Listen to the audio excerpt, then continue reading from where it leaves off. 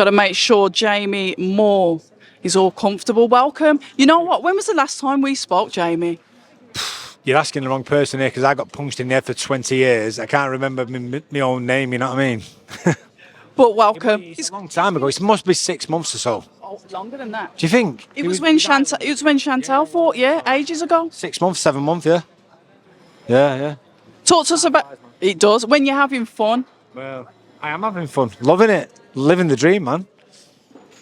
Cameron, I'm going to talk to you about Cameron first. Talk to us about his fight that he had on the other week. Got to debag him. I've got to debag him while he's there now. Go on, get it. Debag him? Yeah. What's that mean? Oh, God, no. Yeah, come on, I'll get him now. We're talking about Cameron Vong, that's an adult, but has got a baby face. Disclaimer. Who acts 10, that's the difference, yeah? There you go.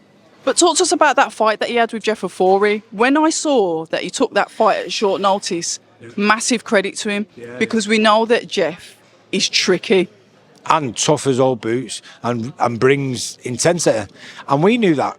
And so similar to the reason why we've took the Prograis fight for Jack. We've took the Prograis fight because it's a fight which is going to bring the best out of Jack. It's going to make sure he has to perform at his best. And those treading water type of fights are no good for anyone. You don't get anything from them, and a lot of the time they bring the worst out in you rather than the best out in you. The same with Cameron. When that fight got offered, I went, tell you what, it's an hard fight that, but yeah, let's have it, because it's his 5th fight, it's his first 10-rounder, and so nobody's going as fast as him.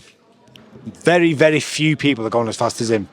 But I knew the type of lessons he would take from the fight with Jeff in the long run would stand him in much better stead. So that's why we did it. And I spoke to Jeff afterwards, like I said before, and I said, you know what, mate? Like, what a fighter you are. You're the type of kid who's keeping boxing alive. Because even when you lose the fight, the other fighter is gaining so much experience because of how hard you push him. And he had a couple of rounds where he lost him because he old manned him out of it and he roughed him up. But eventually when he steps up to, say, British level, the lessons what he would take from a British level fight, he will already have on board because Jeff's taught him. And that's the reason why I do it.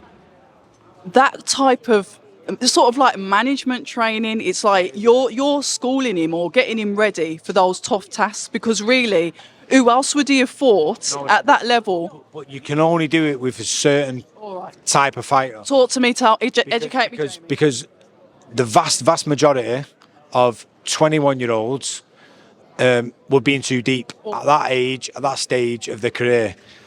And he was ready. I knew he was ready. Like in all honesty, the first day he came to the gym, I had a chat with him.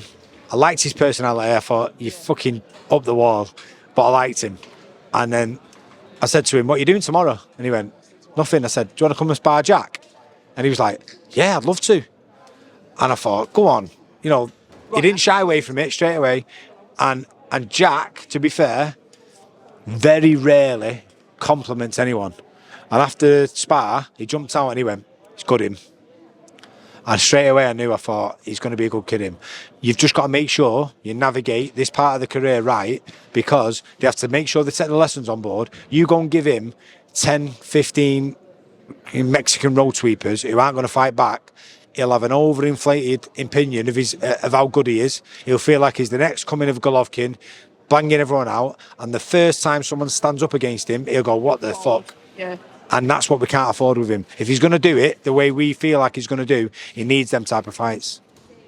I really like what you've done with there, and that echoes onto, like you said, Jack taking this Regis Prograis fight. Of course, and obviously opposite ends of the career, but for the same reasons. The same reason being, if we take on an easier opponent, in Jack's mind, it's an easier fight.